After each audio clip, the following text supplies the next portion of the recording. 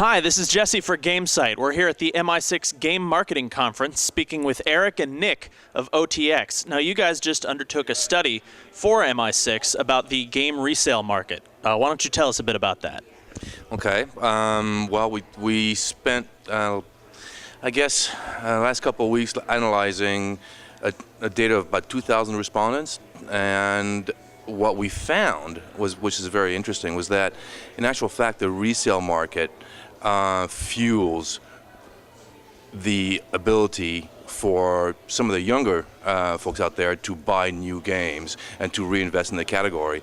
So overall, the big ahas, I guess, on the resale market is that it's actually really good for the industry for now. What we found is, for now, the used game sales are actually, not only are they fueling new games, but they're also, it's providing real video game enthusiasts the opportunity to actually get rid of some of the old gen games.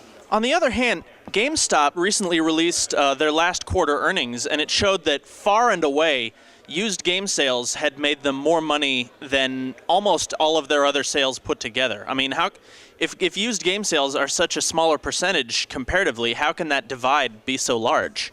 They make more money in profit on the used games, whereas the actual gross sales they're making is higher on the new games market. So for them, obviously, that's a big business for GameStop, and publishers have, always found that to be an issue. So, I think, moving forward, I think when it starts to become, digital distribution, some of these, factors, GameStop's, not going to have the same cut of the market that it does now, and I think, publishers are probably looking forward to that. But like Eric said, there is a positive spin to this in that this provides a way for gamers to kind of cycle out their old games and feed their habit for new games, and it's actually pumping in about $415 million back into the new games market, which is about 5% of the new games market. Let's make one thing clear, and that digital distribution, I think, is the way of the future. But, let's be honest, the future isn't here quite just yet. Okay, so it's going to take some time. And then you have to have the whole psychology of people, of collectors, and we saw in our study that people like to collect things, people like to actually have that physical disc. Now, over time, sure, that'll go away. But again, it's not going to go away tomorrow. One of the things we've seen, obviously, supply becomes a big issue in the marketplace, and we have some friends over at eBay who have shown us some of their data, and games like Rock Band and Guitar Hero actually have pretty high resale, actually in some cases, above the actual MSRP in the used game market, because there just aren't, many in supply. So I think that's when you can see the value of a used game going up, when there's a high demand for it. And that goes back to one of our studies, and and one of the findings, as you remember, we call them new game gluttons. Yes. And these are people that are actually just great, incredible enthusiasts that will go out, pre-order the game, play it as fast as they can, so they can put it back again. Teaching them supply side economics, putting it back into the system, getting as much money as they can to go out and buy a new game. Yeah, well, that does kind of return to the one point. The common accusation leveled at game resellers is that their business hurts game publishers and consequentially developers. I mean, how true is that, if at all?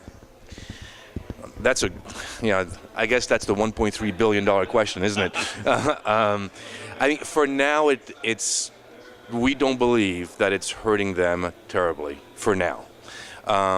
Because what we found is, there's a recycling of games, but many of the games that are being sold are actually old gen games as well. Now, there are some new games that are rotating in and out. Now, as the current gens kind of spread across gamers, that might become an issue.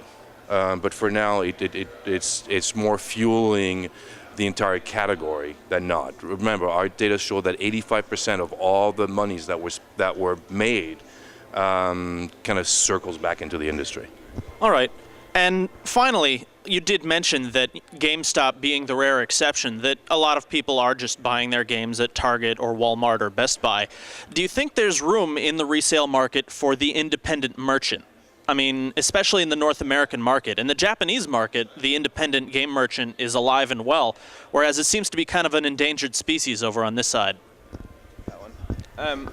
I think GameStop, I think they said they're going to add another, 570 stores or something this year. I mean, they're in every community, and they kind of have become the local game store. I think where the kind of opportunity for the independent merchant is in the online space, in swapping services, and being able to provide gamers with a cheaper way to get to swap games, and have someone who's specifically interested in selling Call of Duty 4 in exchange for Assassin's Creed, and there's just a natural fit rather than having basically getting rid of the middleman, which would be GameStop. So I think that's where the opportunity is for independent merchants. Well, that's a great answer, and we thank you very much for your time. We've been speaking with Eric and Nick of OTX, and thank you for tuning in.